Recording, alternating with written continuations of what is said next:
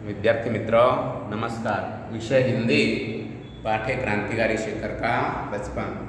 तो विद्यार्थी मित्रों, पिछले पेड़ में हमने देखा कि शेखर को जब पता चला कि अंग्रेजी उसकी मातृभाषा नहीं है तो उसने हिंदी सीखना शुरू किया और बातचीत में भी वह अंग्रेजी शब्दों को निकालकर अंग्रेजी की जगह हिंदी शब्दों का प्रयोग करने लगा। वहाँ तक देखा था।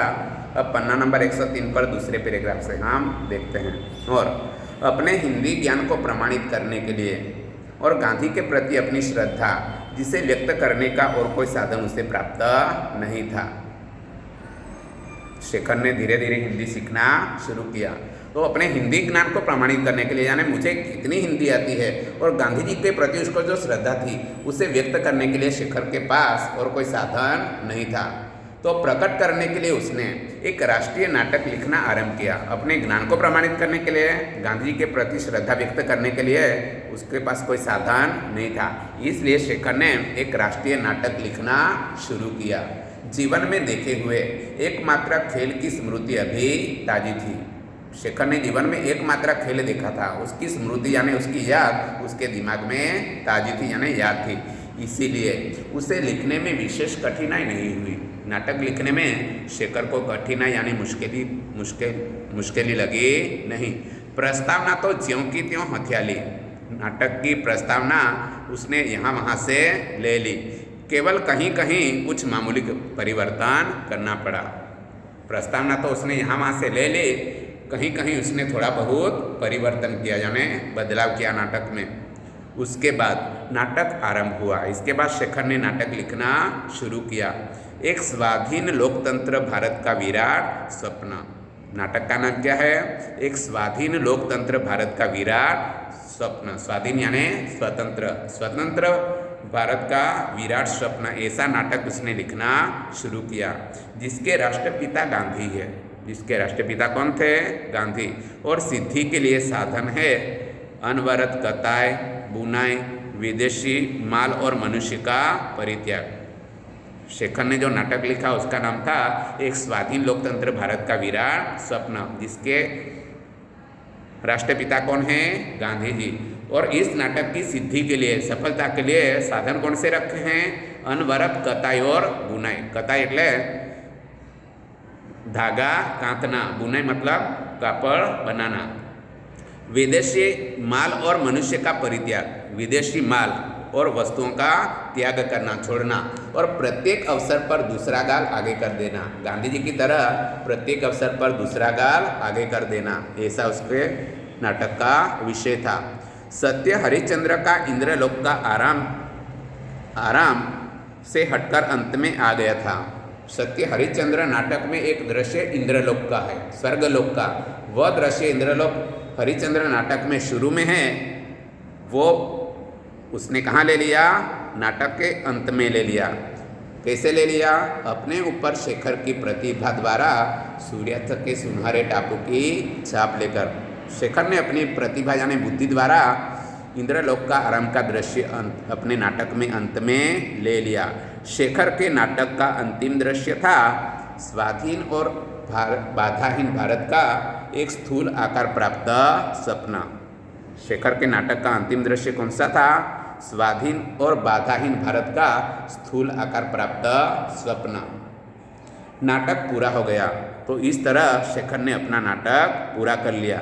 शेखर ने सुंदर देसी स्याही से उसकी प्रतिलिपि तैयार की।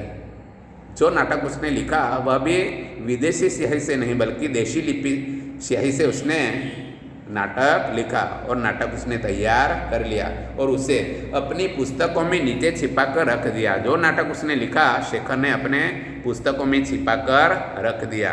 पहले साहित्यिक प्रयत्न की गति उसे अभी याद थी, इसलिए अपना यह नाटक, यह अमूल्य रत्न किसी को नहीं दिखाया, सरस्वती को भी नहीं। शेखर ने जो नाटक लिखा किसी और को दिखाया नहीं, यहाँ तक कि माँ सरस्वती को भी उसने दिखाया नहीं। और हर समय जब वह जहाँ जाता उसके मन में एक ध्वनि गूंजा करती।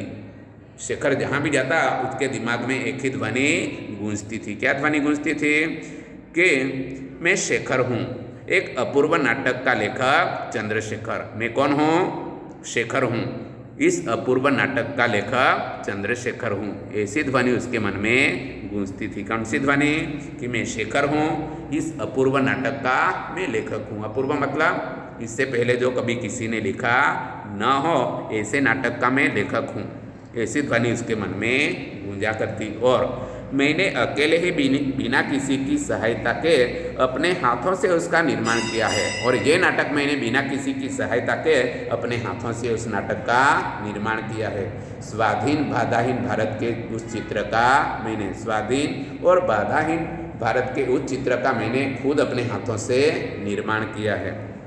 शेखर के पिता एक दिन के दौरे पर जा रहे थे और शेखर साथ था। शेखर के पिता एक दिन किसी काम की वजह से कहीं बाहर जा रहे थे और साथ में कौन थे?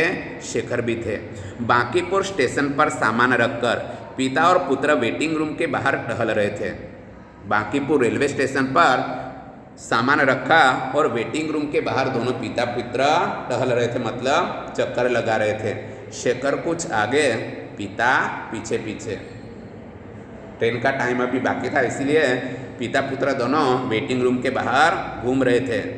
शेखर आगे और पिता उसके पीछे।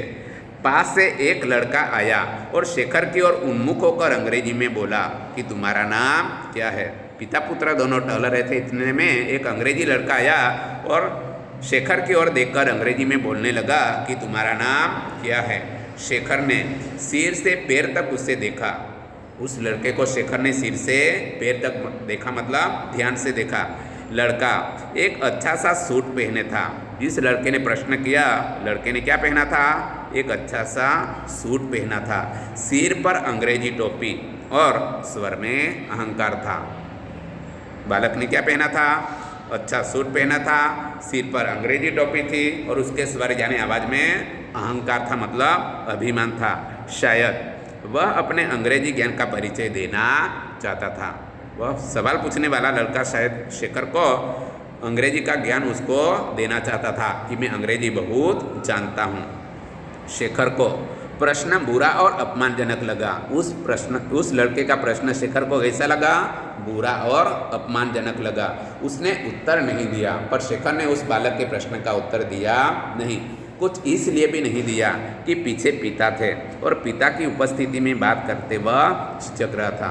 शेखर को जवाब आता था पर जवाब दिया नहीं, और इसलिए भी जवाब नहीं दिया कि पिता की हाजिरी में जवाब देने से वह डरता था और जवाब देने से वह झिझकता था, इसलिए उसने जवाब दिया नहीं। उस लड़के ने समझा कि उसका सामना करने वाला कोई नहीं है। शेखर ने जवाब नहीं दिया तो प्रश्न पूछने वाला लड़का समझा कि मेरा सामना करने वाला यहाँ कोई नहीं, मतलब मुझसे अंग्रेजी जानने वाला यहाँ कोई नहीं है। यह लड़का शायद अंग्रेजी ही नहीं जानता। उस लड़के को लगा कि शेखर अंग्रेजी जानता नहीं। उसने तनिक और रोब में कहा, उस सवाल पूछने वाले लड़के ने रोब में कहा, my name is, do you go to school? मतलब मेरा नाम है, क्या तुम स्कूल में पढ़ते हो? लड़के ने पूछा कि क्या तुम स्कूल में पढ़ते हो? शेखर के पिता वहाँ न होते तो वह प्रश्न का उत्तर चाहे न देता, कुछ उत्तर अवश्य देता। शेखर के पिता अगर साथ में न होते तो प्रश्न का उत्तर वह नहीं देते, पर वह हिंदी में कुछ अवश्य जवाब उसे देता। उसके मन में यह संदेह भी उठ रहा था कि वह लड़का शायद कोई पाठ ही दोहरा रहा है। शेखर को क्या लगा कि उस लड़के को भी अंग्रेजी इतनी आती नहीं थी, वह तो ऐसा बोल रहा था जैसे उसने पाठ कर लिया था, वो ही वाक्य दोहरा रहा था। अंग्रेजी उतनी नहीं जानता, वह भी अंग्रेजी ज़्यादा जानता नहीं था। किसको लगा? शेखर को। पर उसने घृणा से उस लड़के की ओर देखा और कोई उत्तर नहीं दिया। शेखर ने उस लड़के की तरफ नफरत से देखा पर उसके प्रश्न का कोई जवाब दिया नहीं। पिता के क्रुद्ध स्वर ने कहा, शायद उस लड़के को जताने के लिए कि मेरा लड़का अंग्रेजी जानता है। जवाब क्यों नहीं देते? पिता ने क्रुद्ध स्वर में इस लड़के से जताने के लिए कहा कि तुम उसको जवाब क्यों नहीं देते? उसने शेखर से पूछा। शेखर और भी चिढ़ गया और चुप हो गया। वह लड़का मुस्कुराकर आगे बढ़ गया। शेखर ने उसके प्रश्न का जवाब नहीं दिया तो शेखर चुप हो गया और चिढ़ गया और वह लड़का मुस्कुराकर वहाँ से आगे चला गया। तो उसके जाने के बाद पिता ने कहा, इधर आओ। शेखर उसके पीछे पीछे वेटिंग रूम में गया तो पिता ने उसका कान पकड़कर पूछा। शेखर उसके पीछे गया तो कान पकड़कर शेखर के पिता ने शेखर से पूछा, क्या पूछा? जवाब क्यों नहीं दिया? मुंह टूट गया है? अंग्रेजी बालक के प्रश्न का जवाब क्यों नहीं दिया? क्या तुम्हारा मुंह टूट गया है? तभी ट्रेन आ गई और शेखर कुछ उत्तर देने से या न देने की गुस्ताखी से बच गया। ट्रेन आ गई इसलिए शेखर जवाब दे या न देने की गुस्ताखी से वह बच गया।